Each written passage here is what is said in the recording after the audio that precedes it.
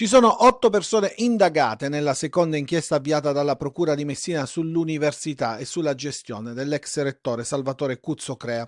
Le indagini partirono dai rilievi mossi dall'ANAC, l'Autorità Nazionale Anticorruzione, sulla gestione degli appalti, delle forniture e dei servizi.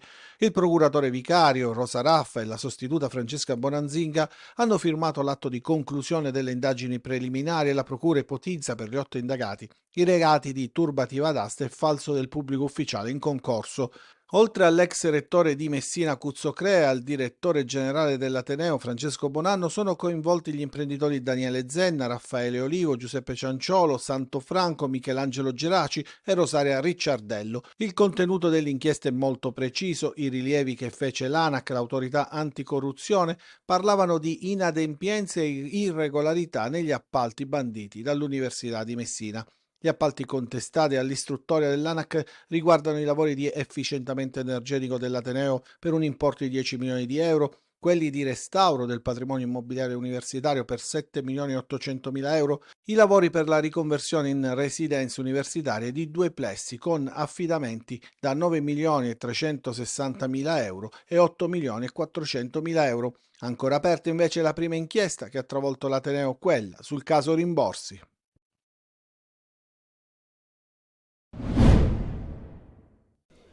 540 kg di peso, oltre 5 metri d'altezza in stile neoclassico con in alto la boccia, tanto cara al compianto commendatore Luigi Maina, a cui è proprio dedicata la 15ª candelora della festa di Sant'Agata. Immancabile il passaggio in cattedrale dove sono tante le scolaresche in visita che si protrae anche a Casavara dove il fercolo, già tirato a lucido, viene osservato nei minimi particolari. La legalità, così come le regole, servono allo stare bene insieme. Quindi la parola d'ordine, io direi soprattutto, è insieme nel nome di Agata. E dopo la benedizione di padre Antonio De Maria, la candelora dedicata a Maina muove i primi passi. Abbiamo deciso tutti insieme di intitolarla al caro commendatore Maina, che tanto ha fatto per la festa di Sant'Agata, sempre vicino ai cittadini, sempre vicino alle candelore, e noi siamo contenti di tenerlo vivo nel suo nome all'interno della festa che lui tanto amava. Innanzitutto è l'ultima, non entreranno altre candelore. Il commendatore Luigi Maina ha dato tantissimo alla festa ed era giusto dare il tributo a lui. E sta per iniziare la lunga maratona televisiva che vedrà impegnati Antenne Sicilia e Telecolor e in streaming la Sicilia Web. Domani a partire dalle 10 è prevista la diretta per la processione per l'offerta della cera e l'uscita della carrozza del Senato. In serata dalle 19 alle 23 fuochi e spettacolo musicale in Piazza Duomo. Il 4 a partire dalle 5 del mattino con la messa dell'Aurora seguiremo in diretta il giro esterno di Sant'Agata. Il giorno successivo toccherà il giro interno del Fercolo con l'imperdibile processione in via Etnea, mentre il 6 vi faremo vivere la salita di San Giuliano, le suggestioni del canto delle monache benedettine ed il rientro in cattedrale. Scene da film, un assalto nella notte nella ditta, immobilizzando un agente di sorveglianza. È successo nel cantiere palermitano della ditta di Bella Costruzioni, azienda di Catania che sta eseguendo lavori a Palermo. I rapinatori hanno immobilizzato un agente di sorveglianza, imbavagliato, legato e sottratto la pistola in via Tommaso Natale, rubando mezzi, attrezzature, cavi, telecamere e impianto di videosorveglianza.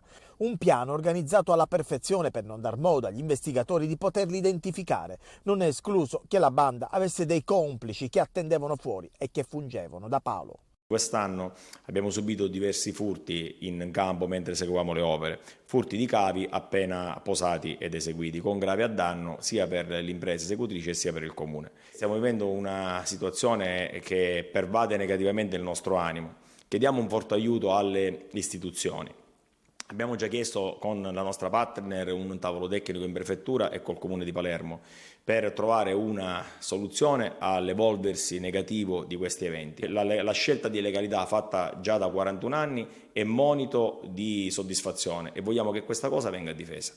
Adesso la ditta dovrà interrompere le attività lavorative. La banda ha infatti portato via tutto il cavo necessario ai cantieri e ai mezzi. La Di Bella stava effettuando i lavori di 2 lotti per l'efficientamento energetico della illuminazione pubblica di Palermo. Lavori che erano già in fase di ultimazione, importo oltre 10 milioni di euro.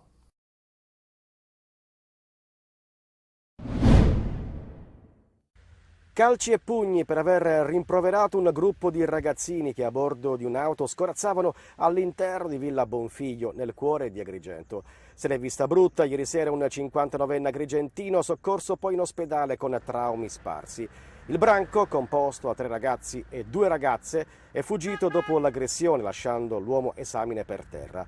Ad allertare le forze dell'ordine è stato lo stesso 59enne. L'uomo stava passeggiando a Villa Bonfiglio quando ha notato un'auto con a bordo 5 giovani scorazzare all'interno del parco. Così li ha ripresi e per tutta risposta è stato aggredito e malmenato. 3 ragazzi e 2 ragazze sono scesi dall'auto e lo hanno preso a calci e pugni prima di fuggire. Al via le indagini di polizia e carabinieri. Un aiuto potrebbe arrivare dalle telecamere di sorveglianza che avrebbero ripreso tutto. È da sottolineare l'estrema negatività della reazione dei giovani, ormai tipica e ricorrente nell'epoca social, ovvero la violenza e la spudoratezza. Un altro episodio che invita a riflettere su di una generazione emergente con molte eccezioni di connotazioni negative.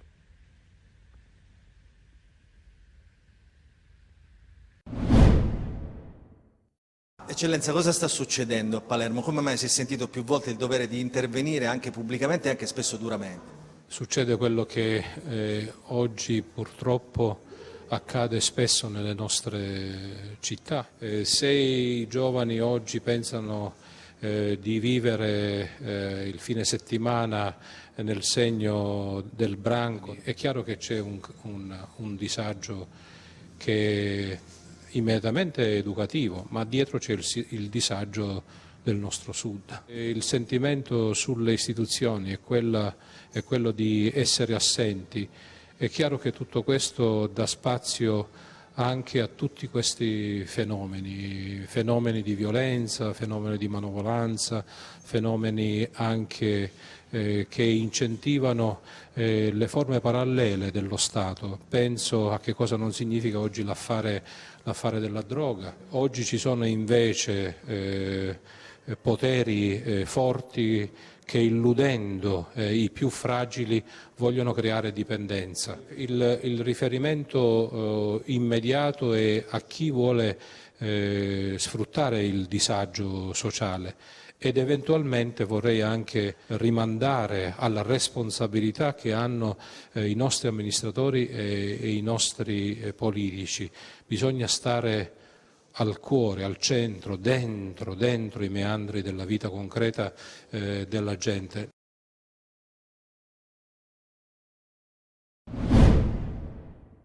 Tensione nella maggioranza, sì. Crisi di governo, no. Fratelli d'Italia, il partito di maggioranza relativa che non ha preso bene alcune mosse di Schifani, ma anche soprattutto degli alleati, non gradendo i franchi tiratori che hanno impallinato la legge salva ineleggibili, non intende però procedere con il ritiro degli assessori dalla Giunta, nonostante sia necessario un chiarimento in maggioranza. Da Roma è arrivato un chiaro segnale, uno stop. L'indicazione è gettare acqua sul fuoco. Una crisi di governo in questo istante sarebbe catastrofica anche in vista delle elezioni europee. Così, da Palermo e da Catania, i segretari regionali Giampiero Cannella e Salvo Pogliese hanno rigorosamente evitato di intervenire sul caso specifico. Dal partito non è arrivato neanche un comunicato per ribadire l'amarezza per il fuoco amico subito all'Ars, anche se la chat dei meloniani è invasa da messaggi rancorosi contro Lega e DC, indicati come i fautori proprio dell'elemento franchi tiratori. A Schifani viene contestato di aver proceduto invece alla nomina dei manager in assenza degli assessori di Fratelli d'Italia l'altro ieri sera, ma lo stesso Schifani aveva tentato poco prima di ricucire le fila per evitare la bocciatura del salvo ineleggibili all'Ars. Inoltre a mezzanotte sarebbe scaduto il termine per i manager e Fratelli d'Italia ha volontariamente disertato quella giunta. Tutti elementi che pongono le condizioni per attenuare lo scontro. Il fine settimana sarà usato per placare gli animi e dalla prossima settimana occorrerà pensare a un vertice di maggioranza per ricucire. Il come farlo e quali teste cadranno è ancora tutto da capire. Il piazzale davanti allo stadio Massimino, 17 anni dopo, clima sereno e di commozione in una giornata assolata di febbraio. Ma tutto torna comunque alla memoria. Le scene di terrore di quel 2 febbraio del 2007, il sacrificio dell'ispettore di polizia Filippo Raciti, morto in seguito ai disordini scoppiati durante un derby funesto fra Catania e Palermo, ricordato con grande partecipazione come sempre perché il sacrificio non sia mai vano. Oggi, il 2 febbraio, lo ricordiamo insieme alle istituzioni di Catania, ai colleghi, alle persone per bene che sanno quanto è importante il valore del ricordo, educare attraverso la memoria. Da allora molto è stato fatto, ma tanto ancora si deve fare, come dimostrano i tanti episodi che si verificano ancora oggi durante, prima e dopo le partite di calcio di qualsiasi serie, professionistica e non. E poco prima dell'anniversario della morte del collega, il sindacato autonomo di polizia ha chiesto di istituire una giornata contro la violenza negli stadi, proprio in memoria di Filippo Raciti. È un'iniziativa che viene portata avanti, chiaramente deve essere poi sottoposta all'attenzione di quelli che sono gli organismi competenti per la individuazione e la previsione di una giornata. Se ciò fosse possibile, attraverso il suo sacrificio sarebbe ancora vivo tra noi, continuando ad educare contro la violenza negli stadi e oltre, rispetto per la vita e rispetto per le regole. Sarebbe una cosa bella e giusta, essenzialmente giusta.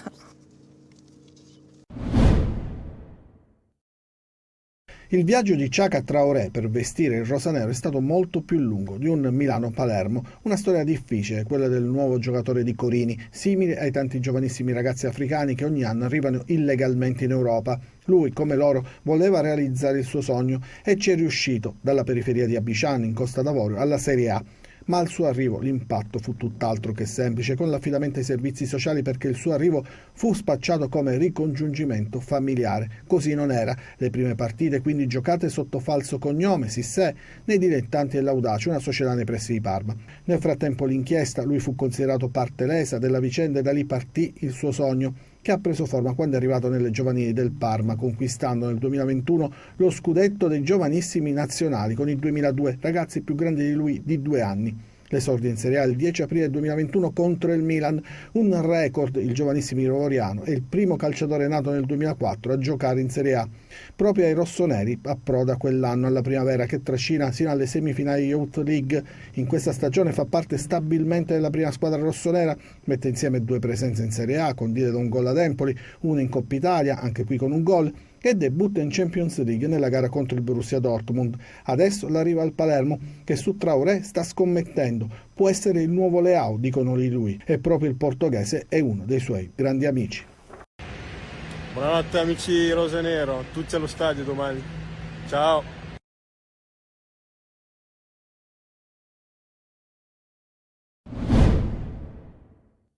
Sport, cultura e tradizione nel Trofeo Sant'Agata, la gara podistica maschile e femminile che fa parte dell'ampio programma di eventi sportivi in occasione dei festeggiamenti agatini.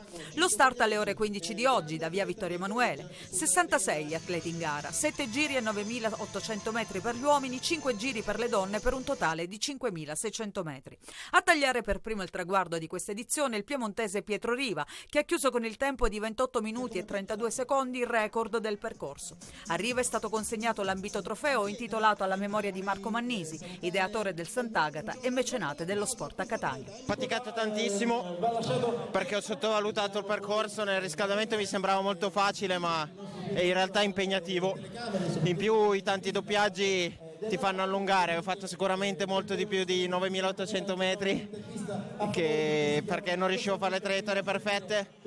Sono contento ma potevo fare anche meglio, secondo me, potevo gestirla meglio e quindi anche fare ancora meno, però va bene. Il podista azzurro ha battuto i 2 africani in gara, il keniano Simon Kibet, classificatosi secondo, e il burundiano Jean-Marie Vianney Nyomu Kiza. Nella gara femminile è stata la 30enne keniana Emily Cheroben ad aggiudicarsi il primo posto con il tempo di 19 minuti e 55 secondi. Il trofeo per la prima donna è stato assegnato nel ricordo di Giuseppe Iuppa, presidente della Libertas Catania, società che segnò la storia dell'atletica catanese. Sul podio anche la siracusana Viviana Salonia e la messinese Sebastiana Buono. La manifestazione è stata organizzata dall'Atletica Sicilia e patrocinata dal Comune di Catania, dall'ARS, dal Comitato per la Festa di Sant'Agata, dalla Fidal Sicilia e il CONI Sicilia.